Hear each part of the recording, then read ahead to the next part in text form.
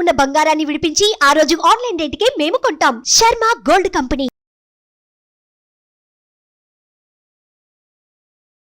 అందరికీ నమస్కారం. ముందుగా ప్రేక్షకులందరికీ క్రోధినామ సంవత్సర ఉగాది పండుగ శుభాకాంక్షలు. అయితే ఉగాది పండుగ అనగానే మనందరం కూడా ఈ సంవత్సరం మొత్తం మన రాశి ఫలాలు ఎలా ఉన్నాయి, ఈ సంవత్సరంలో మనకి ఆదాయం ఎంత ఉంది, వ్యయం ఎంత ఉంది, ఇవన్నీ కూడా డీటెయిల్డ్గా తెలుసుకోవాలని చాలా ఇంట్రెస్ట్గా వెయిట్ చేస్తూ ఉంటాం కదా.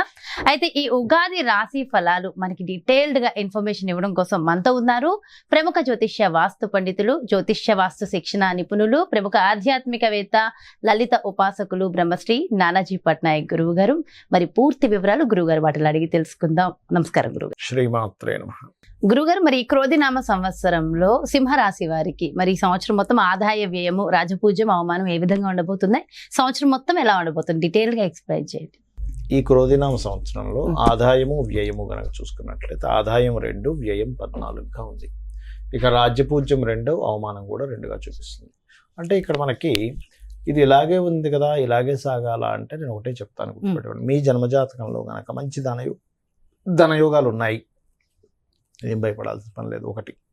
రెండవది, అమ్మవారిని పట్టుకుని నాకు మొత్తం సర్వస్వం అమ్మవారే, మరొకటి ఏమీ లేదు, నా పని నేను చేసుకుంటూ వెళ్ళిపోతున్నా అనే వారికి అమ్మవారే చూసుకుంటుంది, ఏమి టెన్షన్ పడాల్సిన పని లేదు.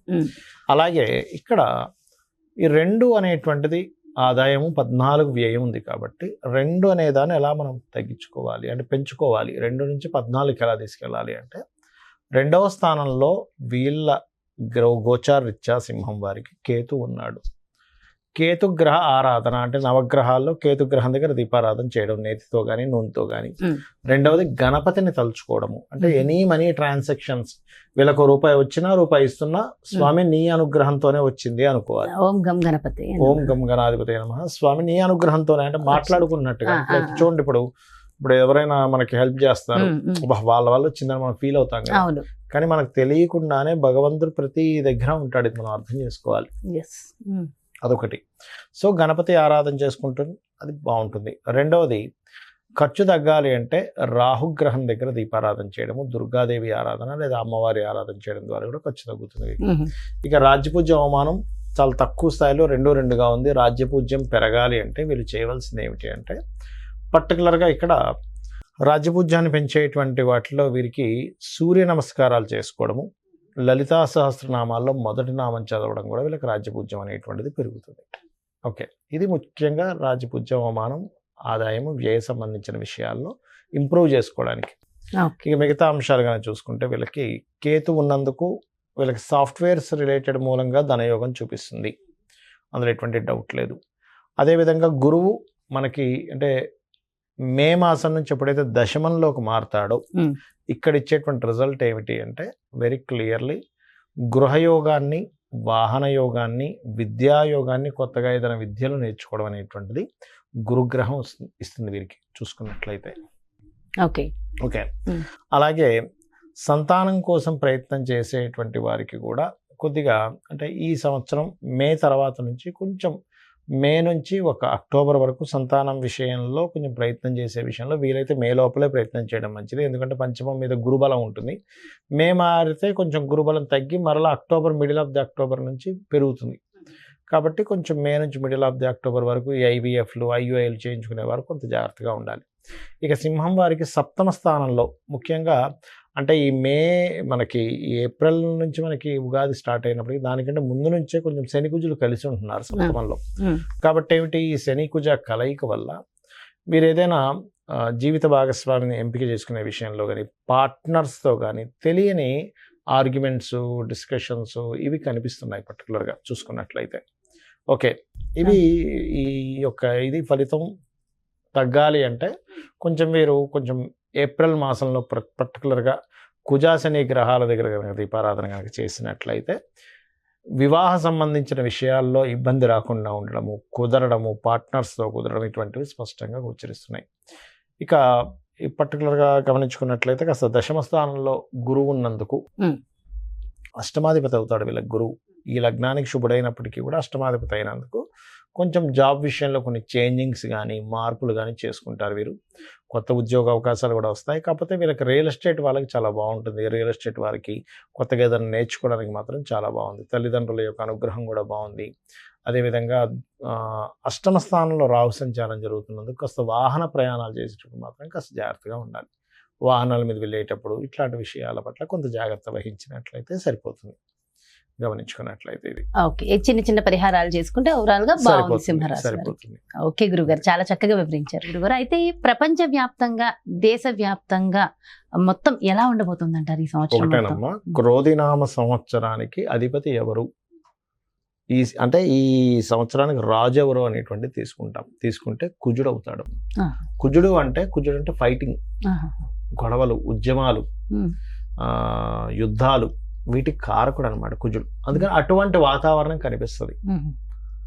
అయితే లక్కీ ఏంటంటే కాలసర్ప దోషం నుంచి గురువు బయట ఉన్నాడు, అది కొంత సేఫ్ ఇస్తుంది. బట్ ఏదైనా కానీ కొంచెం యుద్ధ సంబంధంగా, అంటే రాజులకి ఇప్పుడు చూడండి అప్పటిదాకా అక్కర్లేదు, మనకి ఫిబ్రవరి నుంచే స్టార్ట్ అయింది దాని ప్రభావం. ఎందుకంటే ఈ రవి మనం జనవరిలో మనం చెప్పుకున్నప్పుడు కూడా చెప్పుకున్నాం, కొంచెం ఈ సమయంలో కొంచెం ఈ బాంబు పేలుళ్ళని, లేకపోతే ఈ గొడవలని, కొంచెం ఈ యుద్ధ నౌకల్ని ట్రాప్ చేయడం అని, లేకపోతే అంటే నౌకా దళాల మీద, లేకపోతే నౌకల మీద, అంటే జలరాశుల్లో కుజుడు శని ఉన్నారు కాబట్టి నౌకల మీద అంటే దాడి చేయడం, దాన్ని హైజాక్ చేయడం లాంటివి ఉంటాయని చెప్పుకున్నాం లాస్ట్ మాట్లాంటివే జరిగింది ఈ మధ్య అంతా కూడా. అంటే ఏమిటి, ఈ సంవత్సరం ప్రత్యేకంగా కొంతవరకు ఈ యుద్ధ సంబంధించినటువంటి ఈ మనం ఊహించినటువంటి మార్పులు అనేకమైన జరుగుతాయి. అంటే అసలు లాస్ట్ మినిట్ వరకు ఇది మారదు, ఇలాగే జరుగుతుంది అనుకుంది, అది సడన్ గా మార్పు వచ్చేస్తుంది. అసలు ఎవరు ఎక్స్పెక్ట్ కూడా చేయరు, అసలు ఇలా జరుగుతుందా, ఇలాంటివి కూడా జరుగుతుంది అసలు ప్రపంచంలో అన్నట్టుగా జరుగుతుంది. అన్ని మార్పులు ఏదైనా కావచ్చు. అంటే టెక్నికల్ గా హై లెవెల్లో మార్పులు చూస్తాము, రాజకీయంగా హై లెవెల్లో మార్పులు చూస్తాము, గుర్తుపెట్టుకోండి. అసలు మోసాల లెవెల్లో కూడా హై లెవెల్లో మార్పులు చూస్తాం. సో కాస్త కేర్ఫుల్ గా ఉండాల్సిన సమయం because of Saturn Mars combination అలాంటిది. అందులో పర్టికులర్ గా మే వరకు ఈ జాగ్రత్తలు తీసుకోవాలి, మెయిన్ గా మే వరకు. అదొకటి. ఇక మిగతా అంశాలు కనుక చూసుకుంటే గనక, అంటే వీళ్ళు మరి ఇప్పుడు ఈ యుద్ధ సంబంధించిన ఇవన్నీ అనుకున్నాం కదా, మరి రకరకాల దేశాల్లో మన ఇండియన్స్ ఉంటారు, అందరూ కూడా మనుషులే కాబట్టి వీళ్ళెవరూ కూడా ఇబ్బంది పడకుండా ఉండాలి అంటే ఒకటే గుర్తుపెట్టుకోండి, కాలభైరవ అష్టకము, కాళికాదేవి యొక్క స్తోత్రాలు, కాలభైరవ అష్టకం కానీ, నృసింహస్వామి యొక్క స్తోత్ర పఠనం చేయడం కానీ, ఆంజనేయ స్వామి యొక్క ఆరాధన చేయడం కానీ, ఇవి గనక చేయగలిగితే, లేదా మీకు దగ్గరలో గోశాల ఉంది, గోవులకు కాస్త బెల్లము, అదేవిధంగా నువ్వులు కాదు సారీ బెల్లము మరియు క్యారెట్లు, నువ్వులు తినిపించకూడదు, పొరపాటు నువ్వులు అన్నాను, నువ్వులు అస్సలు తినిపించకూడదు, బెల్లము క్యారెట్స్ తినిపించాలి. నువ్వులు దానం మాత్రమే ఇవ్వాలి. చాలామంది అంటుంటారు, ఏమంటే నువ్వులు మేము తినిపించాలా అని అడుగుతూ ఉంటారు, ఏది పురోహితుడు తీసుకోవట్లేదని. ఎందుకంటే అమ్మ అది ఏదైనా మనకి ప్రెగ్నెన్సీతో ఉందనుకోండి, దాని ప్రెగ్నెన్సీ ఇచ్చినవ్వడం వల్ల మరింత దోషం ఏర్పడుతుంది. కాబట్టి ఇది జాగ్రత్త తీసుకోవాలి. సో కాబట్టి ఈ జాగ్రత్తలు తీసుకుంటే సరిపోతుంది. ఇదంతా ఓవరాల్ గా సామూహికంగా కూడా చేయడం వల్ల ప్రపంచానికి ఇంకొంచెం మంచి జరుగుతుంది కదా గురుగారు. ఇవే కాకుండా ఇంకేమైనా జాగ్రత్తలు తీసుకోవాల్సిన అవసరం ఉంటుందంటారా? జాగ్రత్తలు అంటే ఏం లేదమ్మా, ఒకటి గుర్తుపెట్టుకోండి, నేను చెప్పేది ఒకటే, మనకి ఎప్పుడైనా సరే గ్రహస్థితిలో ఎలాగున్నా, అంటే మన జాతకం ఎలా ఉంది, వాస్తు ఎలా ఉంది, ఇవన్నీ ఎలాగున్నా, నేను చెప్పేది ఒకటే, అమ్మవారిని గనక మనం ఆశ్రయించినట్లయితే ఇవన్నీ కూడా పక్కకు పోతాయి. అయితే మరి ఈ శాస్త్రం ఎందుకు ఇచ్చింది అమ్మవారు? ఈశ్వరుడే స్వయంగా కూడా జ్యోతిష్ శాస్త్రాన్ని ఇచ్చాడు కదా, మనం చెప్పుకుంటూ ఉంటాం కొన్ని వాటిల్లో, మహర్షుల ద్వారా మనకు అందించాడని. మరి ఆ పరమేశ్వరుడు ఎందుకు అందించాడంటే మనకు ఒక జాగ్రత్త చూసుకోవడానికి, ఒక రూట్ మ్యాప్ లాగా మనం ఒక తయారు చేసుకుంటున్నాం.